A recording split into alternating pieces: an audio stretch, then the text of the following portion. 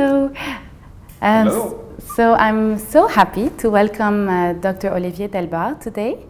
Dr. Delbard is a professor and the coordinator of the Sustainability Department at SCP France.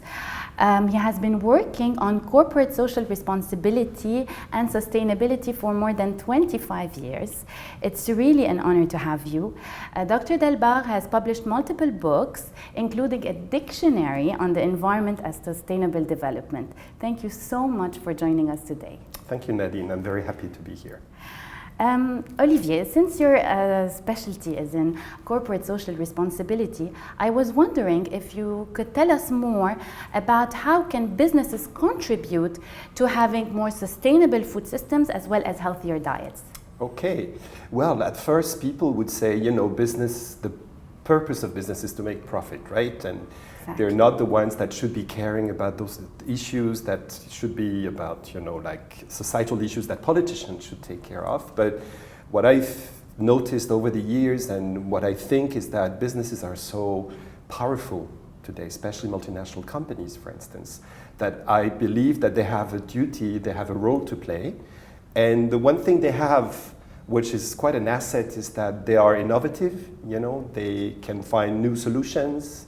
I tend to say business is the problem and the solution, in the sense that today, with the huge issues around, food waste, nutritional aspects, and, consumers are very eager to, have healthy food and healthy diets, and businesses may have answers.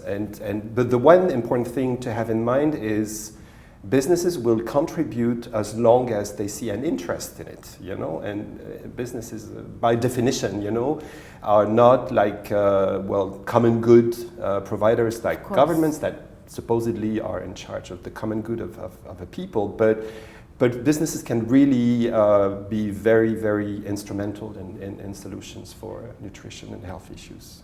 So what is in it for them? What could they gain? So you were saying that businesses, they look for profit, etc. Is it only about their image or? No, I've been studying, as you were saying, I've been watching businesses for a long time. What I've noticed, especially in Europe, I must say, there's been a change in the last 5-10 years in the sense that image, okay, of course, a lot of businesses will look at image, but more and more of them will go much further than that. And some businesses today are even embedding those issues into their strategies and operations. Why do they do it? They do it first because they feel the pressure from society. They feel the pressure from consumers. More and more leaders are sensitive to that. The younger generation of leaders is very sensitive. The millennials, they're hiring people who are more and more sensitive to that.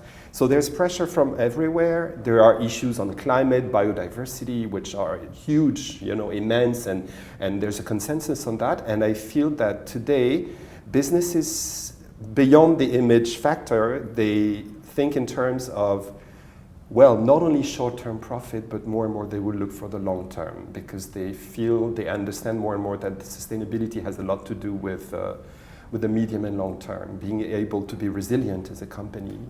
And nutritional issues, food chain issues, supply chains are more and more viewed as very crucial elements in this question. And so I'm not saying all businesses have, turned around, but I really see a lot of businesses, plus the fact that you have a lot of startups, you have a lot of very innovative, SMEs, which with young people who are developing new solutions, working with big businesses. So I see some very positive evolutions in this area. Wow, that's good. Could you give us an example of a successful initiative in your eyes and all the businesses that you observed? Yeah. What I could say is that first I see some large multinationals, even like Unilever, for instance, or those people, even though, of course, they're very much criticized, Danone, for instance. What I see is that a lot of multinational companies, especially European companies, are very now focused on their supply chains. They're focused on agricultural issues.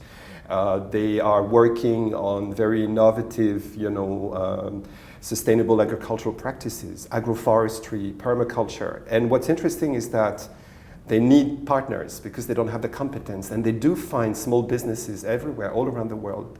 Community, sometimes grassroots initiatives, sometimes startups, which provide solutions. So I'm thinking, for instance, in France, it's a European company now called Phoenix. It's a very interesting company. It's a big company now. They were started as a small startup. They try to target food waste in all of its aspects. Okay. You know, so they work with, for instance, they provide solutions for companies to eliminate their food waste, with supermarkets, with people. They provide basket of almost, you know, like goods that have a very tight, you know, that are almost, what do you call it, you know? Expired, thank you. They provide all kinds of solutions. It works very well. It's growing very fast. We had an app, for instance, also Too Good To Go, which is, you know, an app that a peer-to-peer platform whereby people can exchange food and this kind of thing. So that's more on the what I call fork side. You know, in sustainability, we talk about from farm to fork. Yes. And we'll look at this. But from the farm issue as well, we have a lot of interesting initiatives all around the world around permaculture, for instance, which I think is very interesting, you know, to have different crops combined with a much more sustainable approach to soil. And so, yeah, you do see a lot of initiatives that pop up. Thank you, and I think it's very nice what you mentioned, that the larger companies sometimes, in order to get the expertise, etc., need to work with smaller ones, which is also an added benefit, I guess. Thanks a lot. Just one last question, if I may. What is the role of public authorities in the implementation of sustainability in business, whether it's through incentives or through policies? What do you think? Yeah.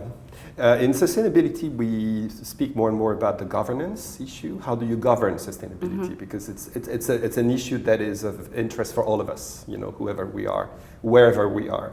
And I tend to say that you always have to look at the triangle, you know. You have a triangle with civil society, we as citizens, okay, as NGOs, as grassroots communities, businesses, and public actors. And they all have a part to play.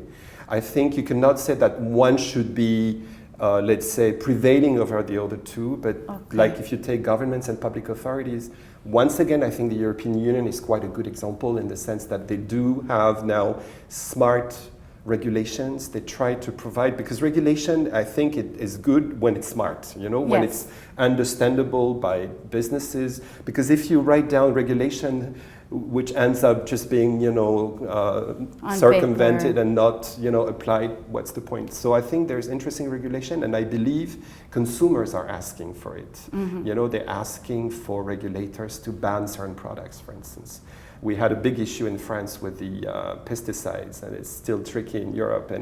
But it's not that easy, of course, to ban some products right away. You need to find substitutes and all that. But I think regulators have a role to play, generally speaking, and more they also set orientations for businesses. For instance, in Europe right now with the Green Deal, which is the new package that was voted by the European Union, there's a focus on sustainable supply chains, for instance, which I really believe is a very important issue. How can, as a company, if you know, need a lot of supply, agricultural goods, for instance, or in the cosmetics field as well, I mean, and giving incentives for companies to switch to sustainable solutions, it's quite important. So incentives such as a reduction of taxes? Could be, yes. Like sometimes it's tax related. Sometimes, I believe, you know, you can have punitive taxation, but you can have positive incentives, which I think works pretty well.